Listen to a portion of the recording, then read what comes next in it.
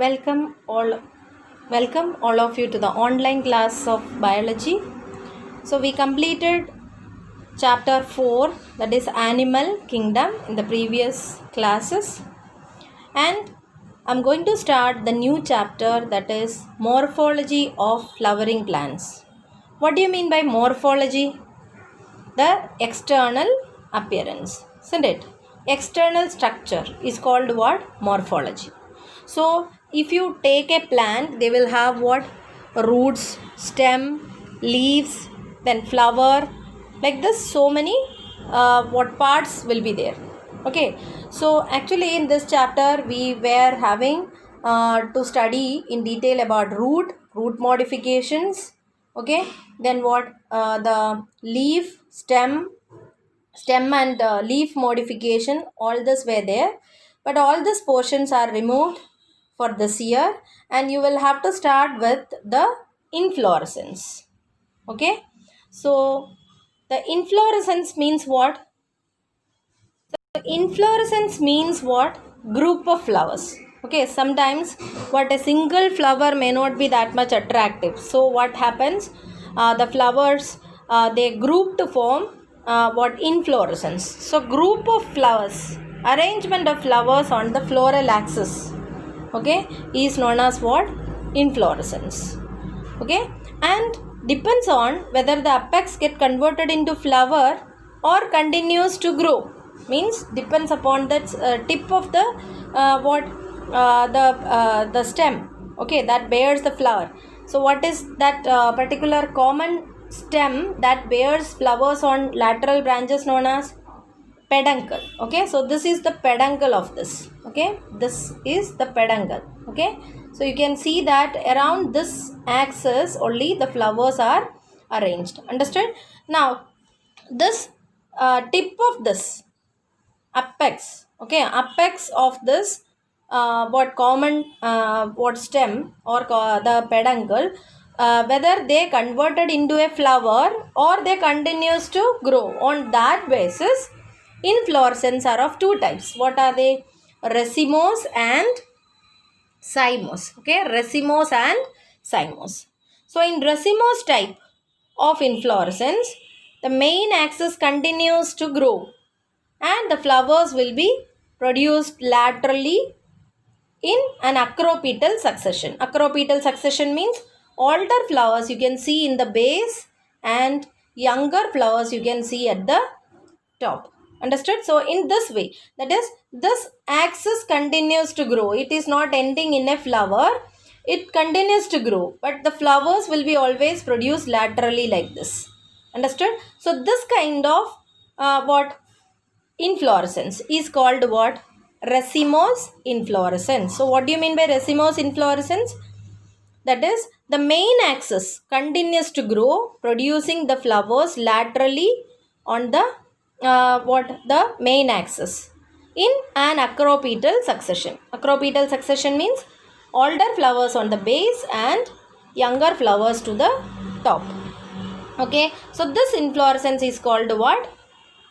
The racemose inflorescence. What it is? Racemose inflorescence. Okay, now next is what? Cymose inflorescence. In cymose inflorescence, you can see that the main axis, okay, the main axis, this is the main axis of this inflorescence, isn't it? That ends in a flower. Okay, it will not grow further. Okay, and the other flowers will be produced from lateral sides. Okay, so this is known as what? Cymose inflorescence. And here also you can see the in lateral branch also the main axis, okay, that ends in a flower, and then the other flowers, younger flowers, will be produced in this way from the main axis. They will be produced laterally. So this is called what? Cymose inflorescence. Clear? And here the main axis, as it terminates in a flower, it is having limited growth, and the flowers will be born in a basipetal order. Basipetal means, okay, what is that? The older flowers you can see at the top, okay, and the younger flowers will be seen in the bottom. Okay, the older flower, this, as the main axis ends in the flower, Okay, this will be the older flower and this will be the younger flower. Understood? So like this, older flowers are seen on the top and the younger flowers to the base. This is known as what? Cymose inflorescence. Is it clear? So what is the difference between racemose inflorescence and cymose inflorescence? In racemose inflorescence, the main axis continues to grow. They will never end in a flower. Understood? And the flowers will be produced laterally on the main axis in an acropetal succession. So, what is acropetal succession? Older flowers on the base or bottom and the younger flowers towards the upper part. Okay. In cymose type, on the other hand, what is it? The main axis will terminate in a flower or it is having limited growth. Okay, and the flowers will be produced laterally in a basipetal manner. Basipetal manner means the younger flowers you can see towards the base and the older flowers towards the top. Okay, so this much is clear. Inflorescence. So now we are going to study in detail about the flower. So flower is the reproductive unit in angiosperms, isn't it? In gymnosperms, we have studied that there are no flowers up to gymnosperms, isn't it? In gymnosperms, what were the reproductive structures? Cones, isn't it? I have shown you the photos. So, in angiosperms, the reproductive unit is what? The flower. Okay, and the main function of it is what? Sexual reproduction. And a typical flower, if you take, it will have different whorls. Okay, different parts. They are arranged on the tip. Okay, the swollen tip of the stalk called pedicel. So, what is the stalk of the flower known as? Pedicel. Okay, what it is? Pedicel. Pedicel, and the tip of that, it will be tip of the pedicel will be little bit swollen, and that part is known as what? Thalamus or receptacle. Okay, thalamus or receptacle. And the whorls, I told the different 4 kinds of whorls are there, and the whorls of the flowers are what? Calyx, corolla, androecium and gynoecium. Okay, so these are the what? Whorls, the different whorls of the flower. Okay, calyx and corolla, they are accessory organs. They are not directly taking part in reproduction. Okay, calyx is what actually? The green part. If you see a what? Hibiscus flower, you can see the green cup like portion at the base of that is the calyx. Okay, and the colored petals are what? Corolla. So calyx units are what? Sepals. Okay, the unit of calyx is called what? Sepals, and corolla's units are called what? Petals, and they are the accessory organs. What is the function of calyx and corolla? They are not taking part directly in reproduction, but they are helping in the process of reproduction. That's what we call it as what? Accessory organs. And androecium and gynoecium, they are the real reproductive organs. Okay, they are directly taking part in the process of reproduction. Okay, then in some flowers like what? Lilies. Okay, the calyx and corolla are not distinct, and we call it as what? Perianth. Okay, the undistinguished calyx means you can see the flower like structure in which you cannot identify the part as the calyx or corolla or sepal or petal. Okay, there is no distinction. That units are known as what? Perianth. Okay, and so this is very much means this is the characteristic feature of most of the monocot flowers. Monocot plants, you can see what? Perianth. Understood? Then if a flower is having both androecium and gynoecium, then we call it as bisexual flowers. A flower is having only stamens or only carpels, then it is unisexual. So, is there any flower like this? Only male parts and female parts? Yes. Have you seen the flowers of any cucumber families like bitter gourd? Okay. You can see that 2 types of flowers will be there. Okay. They are what? The male flowers and the female flowers. See, you can see this is a what female flower of bitter gourd. Okay, female flower of bitter gourd. You can see a small bitter gourd attached to this. Okay, and there are male flowers also.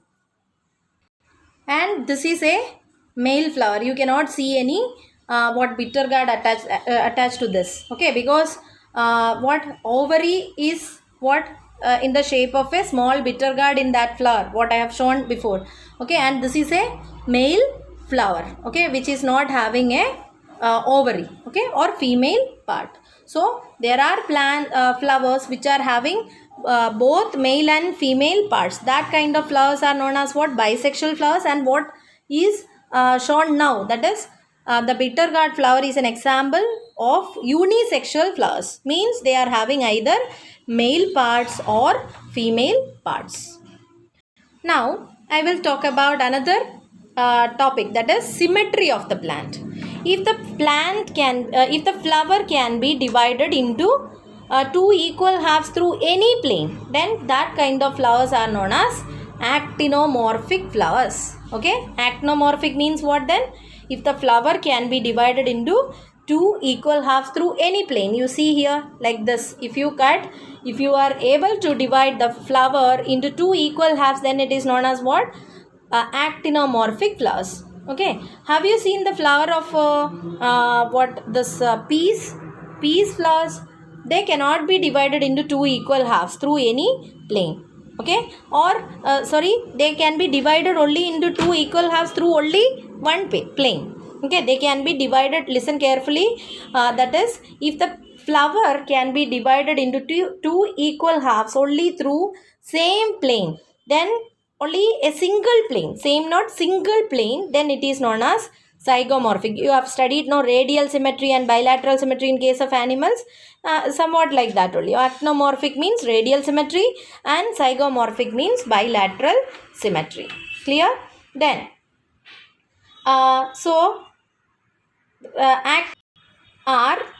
actinomorphic flowers are mustard, datura, chili, etc. Okay, and the examples of asymmetric or what zygomorphic flowers are what?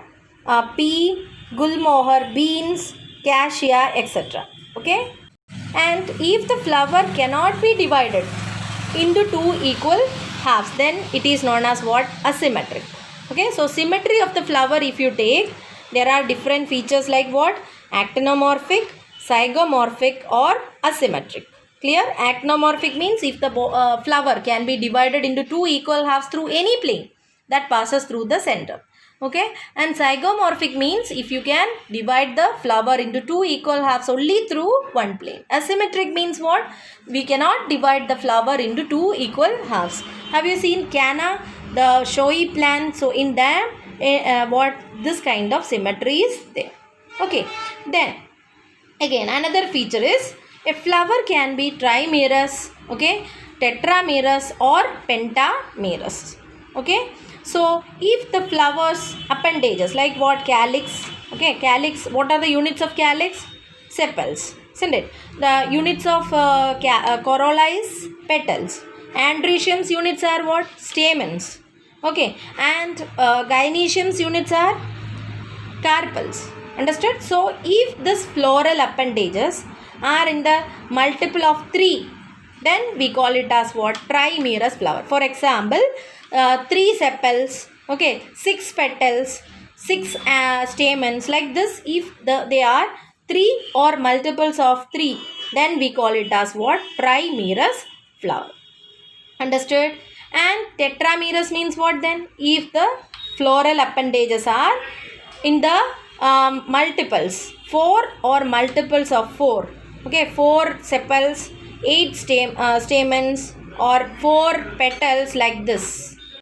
Then they are known as what? Tetramerous. And if the floral appendages is 5 or multiples of 5, then we call it as what? Pentamerous flower. Understood? Then if the flowers are having bracts, okay, what are bracts? Reduced leaf-like structure at the base of the pedicel. Okay, they are known as what? Bracts. And if the bracts are there, then the flowers are known as bracteate and the flowers without bracts are known as ebracteate. Okay, bracteate and ebracteate. Is it clear? Now, based on the position of calyx, corolla and rhizome in respect of the ovary. Okay, the flowers are divided into different types. They are hypogynous, perigynous and epigynous. Okay, so flowers on what basis? On the basis of the relative positions of calyx, corolla and androecium in respect to the ovary.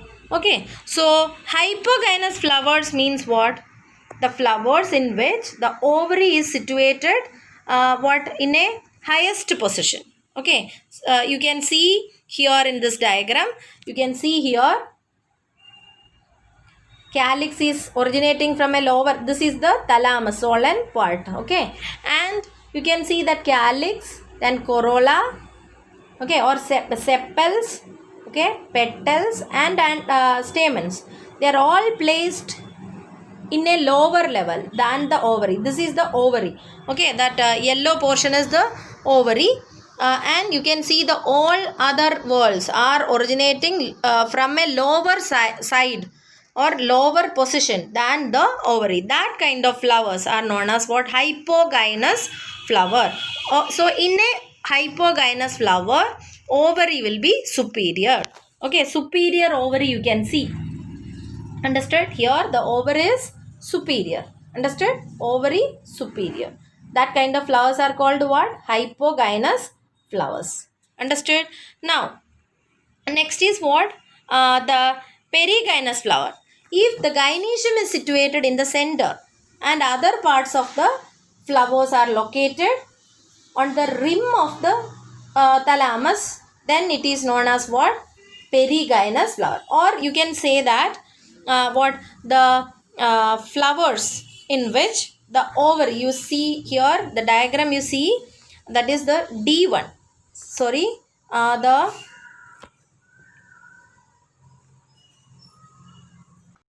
this diagram you see, that is B and C. So here you can see that in this diagram, okay, the ovary is situated here and you can see the whorls, other whorls are originating a halfway, okay, from the position of the ovary. Okay, then that kind of flowers are known as what? Perigynous flower. Okay, perigynous flower means what then? If the gynoecium is situated in the center and the other parts of the flower are located on the rim of the thalamus, okay, almost at the same level, then it is known as what? Perigynous ovary. Okay, and the ovary here is said to be half superior. This is, first one is superior ovary and the second one is half superior. Okay, example of this is what? Plum, rose, peach, etc. Okay, then epigynous flower is what? In which you can see here, the diagram you can see here, that is, see, the ovary is inferior and all other whorls are arising from a level which is above the ovary. Okay, above the ovary only all the other whorls are originating. Okay, and the ovary is located in the lower level. That kind of ovary is known as inferior ovary and the flower is called epigynous flower. Okay, so is it clear? Hypogynous flower means if the ovary is superior. Okay, and perigynous means the ovary is half superior. Epigynous means the ovary is inferior. Is it clear? So examples of these are, okay, for the example for superior ovary or hypogynous flowers are mustard, China rose, brinjal. Okay, and the examples of half superior ovary or perigynous flowers are what? Plum, rose and peach. And in epigynous flowers, okay, examples are cucumber, guava, etc. Okay, you can see that in guava, after the fruit formation, okay, you can see on the top of the fruit only some sepals are there. Why the sepals are on the top? Because they are placed on the above the ovary, isn't it? After fruit formation, what is actually becoming the fruit? The ovary, isn't it? So ovaries above portions only these sepals and petals are formed in this. In this one pomegranate also you can see inferior ovary. Okay, so hope you understood today's portions. What we have studied? We have studied about the inflorescence. There are two types of inflorescence mainly. There are many other divisions also. Okay, then we have studied about the flower. Okay, the parts of the flower, bisexual and unisexual flower, symmetry of the flower. There are different symmetry like actinomorphic, zygomorphic and asymmetric. Okay, then trimerous, tetramerous and pentamerous flowers, bracteate and ebracteate flowers, and depends upon the position of the ovaries. There are different kinds of flowers like what? Hypogynous, perigynous and epigynous flowers. Okay, so we'll study the parts of a flower in detail in the next class.